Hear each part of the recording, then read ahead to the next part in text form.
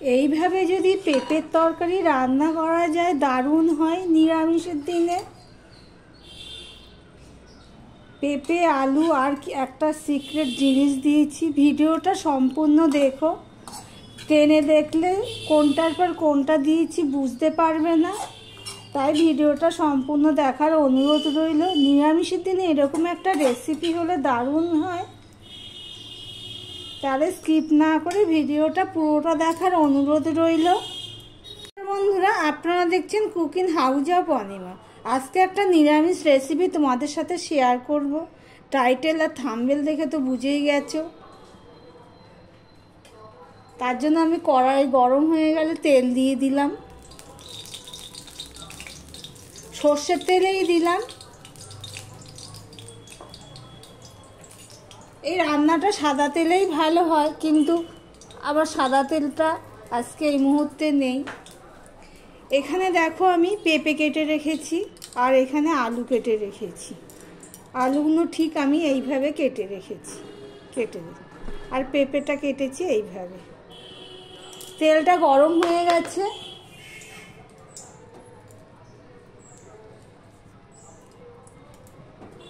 আমি এবারে এখানে একটু পাঁচফোড়ন দিয়ে দেব।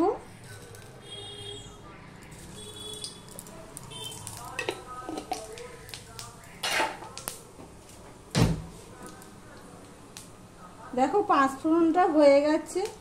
এখানে আমি দেখো দুটো এলাচ আর দারচিনি নিয়ে নিয়েছি, সেগুলো আমি দিয়ে দিলাম। তার সাথে দিয়ে দিলাম একটা তেজপাতা।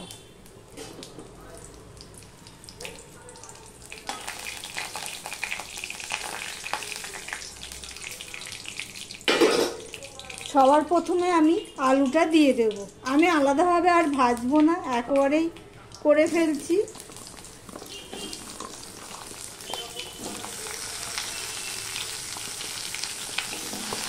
প্রথমে আলুটা আমি দিয়ে দিলাম।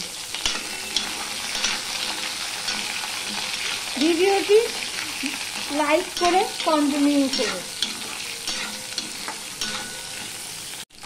দেখো আলুটা কিছুটা ভাজা হয়ে গেছে। আমি কিন্তু এখানে নুন টুন কিছুই দিইনি। এবার পেঁপেগুলো আমি দিয়ে দিলাম। সম্পূর্ণ পেঁয়াজ রসুন ছাড়া একটা রেসিপি। পেঁপেগুলো দিয়ে আমি আরেকটুখানি ভেজে নেব। আমি এখানে ঢাকা দিয়ে দিলাম, ঢাকা দিয়েই ভেজে নিই। ঢাকা দিয়ে আমি ভেজে নিয়েছি পেঁপেটাকেও আলুর সাথে। এবারে দেখো এখানে আমি 1.5 চামচের মতন আদা আর 5টা কাঁচা লঙ্কা চিড়ে রেখেছি, সেটা আমি দিয়ে দিলাম। তার সাথে দিয়ে দিলাম এই টমেটো কুচি দিয়ে আবারও আমি এগুলো সম্পূর্ণ মিশিয়ে নেব। নিয়ে আবারও ঢাকা দিয়ে কষিয়ে নেব। ঢাকা দিয়ে আমি কষিয়ে নিয়েছি কিছুটা। এখানে আমি নুন দিইনি, এখন আমি নুন দিয়ে দিলাম। নুনটা তখন দিইনি কেন বলছি। আমার ভিডিওটি যারা দেখছো লাইক করতে ভুলে গেছো, তারা একটা লাইক করে দিও, আর লাইক কমেন্ট শেয়ার করে দিও। আর যারা নতুন বন্ধু ভিডিওটি দেখছো সাবস্ক্রাইব করোনি, তাদেরকে বলবো চ্যানেলটি সাবস্ক্রাইব করে পাশে থাকতে। নুনটা তখন দিইনি, পেঁপেটা একদম গলে যাবে। পেঁপেটা যদি আলাদা করে ভেজে রাখতাম তাহলে নুনটা তখনই দিয়ে দিতাম। এবার এখানে কিছু মশলা অ্যাড করব। প্রথমে আমি হলুদ দিয়ে দিলাম, নুনটা তো দিয়ে দিয়েছি। তারপর 1 চামচ জিরের গুঁড়ো দিয়ে দিলাম, 1 চামচের একটু বেশি ধনের গুঁড়ো দিয়ে দিলাম। এই লঙ্কা গুঁড়োটা দিয়ে দিলাম, 1/2 চামচেরও কম লঙ্কার গুঁড়ো দিয়ে দিলাম। মশলাটা কষানোর জন্য একটু জল দিয়ে দিলাম।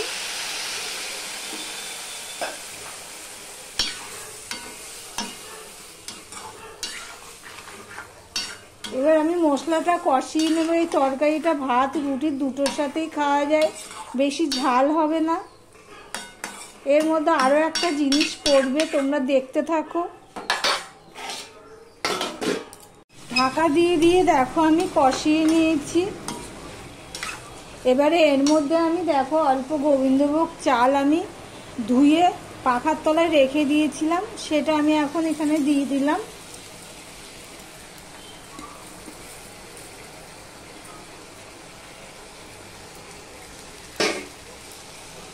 দিয়ে গোবিন্দভোগ চালটা দিয়ে সম্পূর্ণটা আমি মিশিয়ে নেব। মিশিয়ে নিয়ে আরও একটু কষিয়ে নেব। গোবিন্দভোগ চালটা দিয়ে আমি মিনিট খানিক কষিয়ে নিয়েছি। এই দেখো পুরো কষানো হয়ে গেছে, সুন্দর গন্ধ বেরোচ্ছে গোবিন্দভোগ চালে। এর মধ্যে আমি এবারে পরিমাণ মতন জল দিয়ে দিলাম।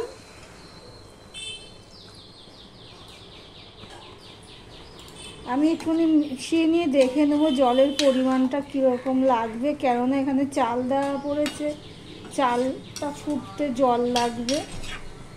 আমি আরও একটু জল দিয়ে দিলাম। দিয়ে এবার আমি মিডিয়ামে রেখে ফুটিয়ে নেব। তারপরে আমি ঢাকা দিয়ে প্রায় 10 মিনিটের মতো রেখে দিয়েছিলাম মিডিয়াম টু লোতে। এতে কি হলো, আমার চালটাও সিদ্ধ হয়ে গেছে, পেঁপেটাও সিদ্ধ হয়ে গেছে। এবার এখানে আমি দিয়ে দিলাম চিনি 1 চামচ। তোমরা চাইলে আর একটু বেশি দিতে পারো। যারা পছন্দ করো মিষ্টি মিষ্টি তরকারি তাদের জন্য বলছি, এমনি তো এটা মিষ্টি মিষ্টি হচ্ছে। এবার একটুখানি ঘি দিয়ে দেবো, 1 চামচের মতন ঘি দিয়ে দিলাম। গরম মশলা তো ফোড়নে দিয়েছি, তবুও আমি 1/2 চামচের একটু কম গরম মশলা দিয়ে দিলাম।